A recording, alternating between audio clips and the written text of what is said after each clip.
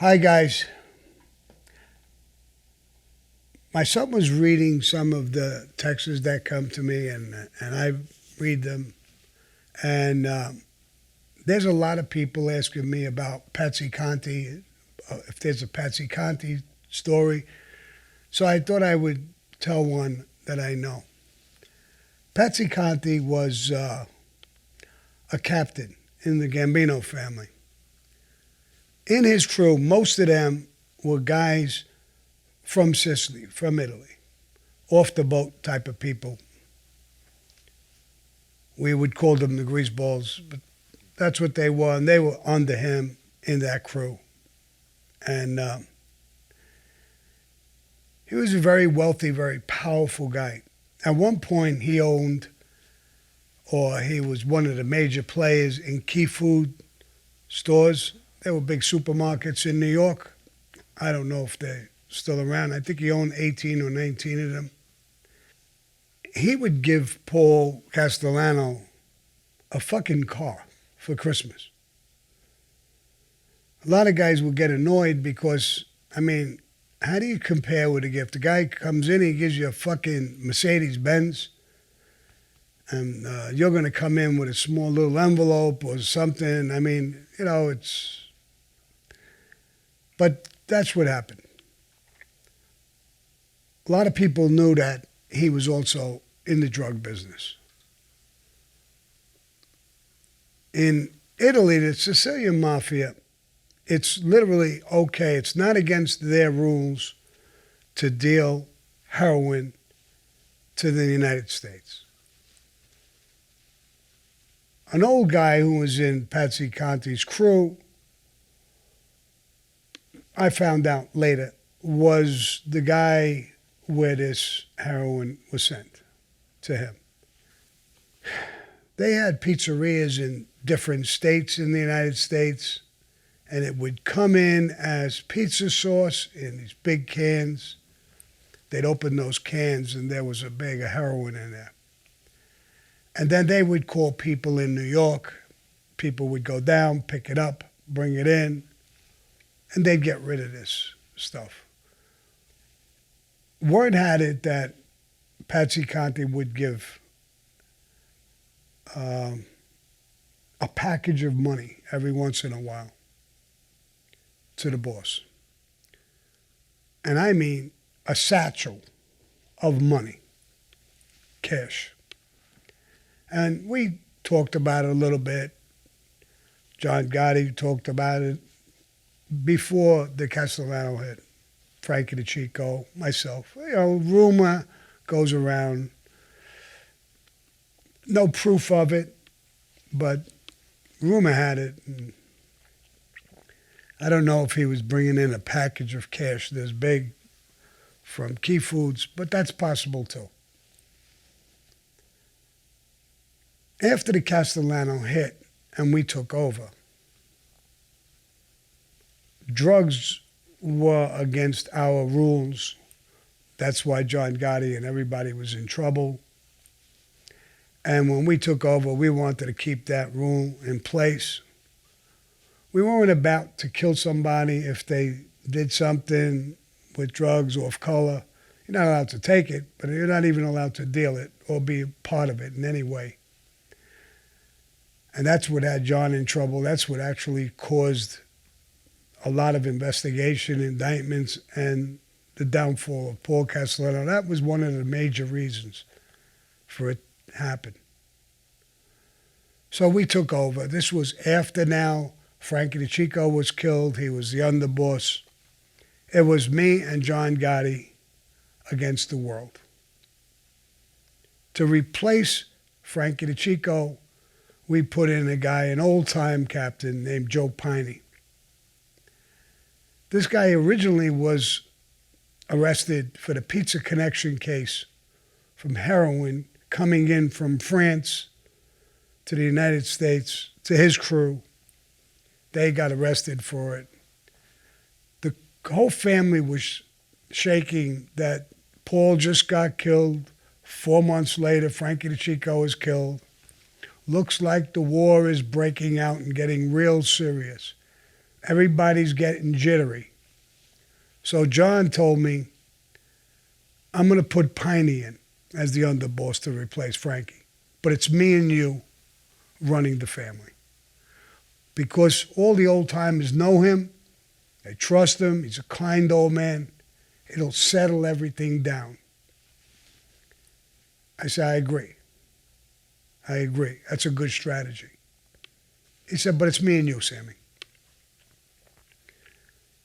There's a bunch of stories with me and Angelo and Joe Piney, and there's a bunch of stories with that, but I'll get to that at another time. John calls me one day, and Patsy Conte had come down to the club, and we were running the family. And he says, go grab him and the old guy with the white hair. That was the guy who brought the heroin in.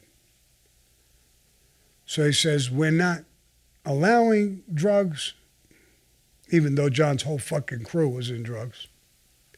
And that's another whole story. But tell them what they were doing while Paul was alive, they're not doing with us, with me, meaning John. Give them a nod. Tell them to continue what was going on and bring him the packages. You want me to okay heroin dealing? I want you to give them the message. And if anything backfires, I could blame you. Say, it wasn't me, it was Sammy. I made him stop. You're not going to get hurt, but I have some way out of it that it's not me doing it, it's you. I get it. Okay. So I said, listen, I was in the club. I went over to Patsy Conte and said, listen, I need to talk to you outside. Let's take a walk. So the old man was sitting with him with the white hair, was sitting with him too. I said, you two, get up. Come outside with me. So the two of them walked outside with me. And we took a walk around the block. And I said, we know what you were doing with Paul. The money that you were bringing in. We know what you were doing. What do you mean, Sammy? You were bringing in packages of money. That's what the fuck I mean.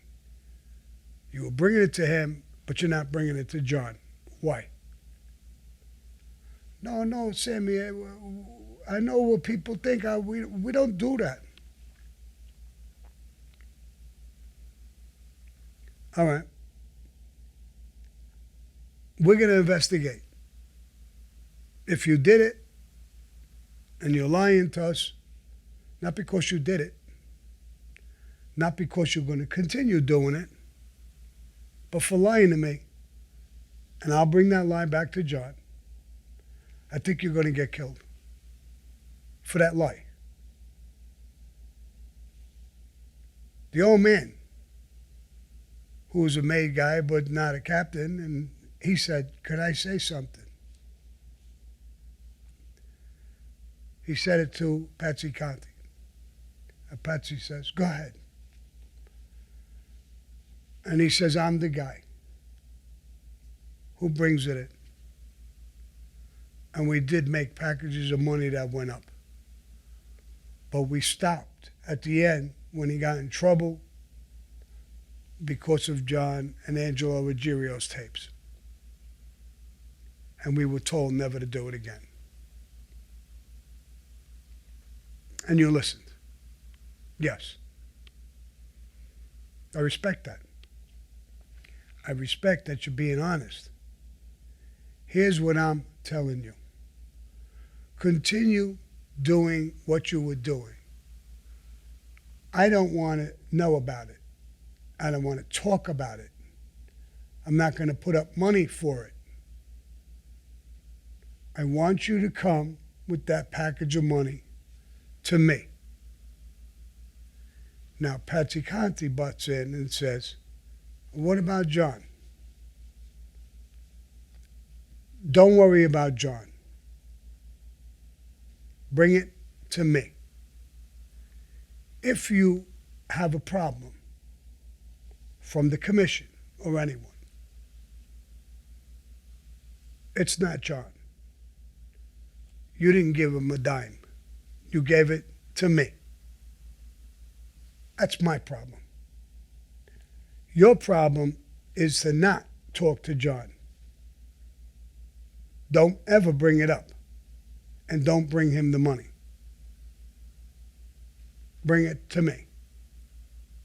Your out is me. Your problem is me if you don't do the right thing and you don't tell the truth. Your man is free and clear. He was honest. You started this conversation with a lie. But I don't have a good memory. I forgot that lie already. I never heard what you said. You're just going to bring me money. Are we good? Absolutely. Grabbed my hand with both of his hands and kissed me on both of my cheeks, greaseball style. I get it, Sam. I understand. The old man, same thing. Thank you so much. Good. So we go back. Did this conversation happen? Or was I had a dream? I don't think I had this dream, but I have a little memory of this, but I don't think I remember this dream. Patsy Conte's got a smile from ear to ear. The old man. Sammy, John picked someone in you. He made a great pick. What about Joe Piney and everybody else? I turned around. Do you see Joe Piney? No. Then what do you mean, what about Joe Piney? He's not in this conversation, is he? No. I think he's a nice man. I think he's a good man. I think he's loyal to John. He's over me. But I think he's loyal to me too. Do you want to talk more about Joe Piney? No, we understand. Okay, good. We left. One package came down a couple of weeks later. It wasn't, I don't think it was as big as Paul's package. I think they did walk away. Then I think they started again. It was a smaller package. He gave it to me. I have no idea till today how much was in it. I know there was money in it, but I have no idea how much was smaller. And I gave it to John. He never told me what was in it. I never asked. It was none of my business. He actually did me a favor. I was very uncomfortable in the middle of a heroin situation. But I convinced myself the only thing it would be is me getting a package occasionally and giving it to John. Mentally, I'm saying to myself, I'm not in the drug business. Legally, I think the law would have a different idea of that. But at that point in my life, I didn't give a fuck what the law thought. I know what I thought. There was many, many more meetings with them. I never brought another package. I believe it went through one of his brothers. The reason it did that, John said, Are you uncomfortable with this situation? What situation? With Patsy Conte. I don't even know what you're talking about. John laughed. Are you mad that you didn't get anything? I don't know what you're talking about. It never happened. Great. It never happened. Whatever you're talking about, it never happened. I did talk to the agents about it a little bit. I don't think I went in such detail. It wasn't important to them at that time as it is to you guys, my family, you people who joined me on Patreon. You're the people who asked me. It'll come out on YouTube. It'll come out in different places. But I'm giving this to you as close to detail as I could possibly remember. Our relationship with Patsy Conte fell apart because of a situation, somebody in his crew, a guy named Louis DeBono. He was killed by us, John Gotti, me, and our family. That is a whole nother story. That is going to be built into my podcast, so I'm not going to get into it. And for you guys who want to hear the podcast, it's coming out Monday on Patreon. You'll get it on YouTube on Friday. But if you want to get it early, go to Patreon. If you're listening on YouTube, hit like and subscribe. And if you want to become part of the Gravano family, go on Patreon and you could hear this ad-free. Adios, motherfucker.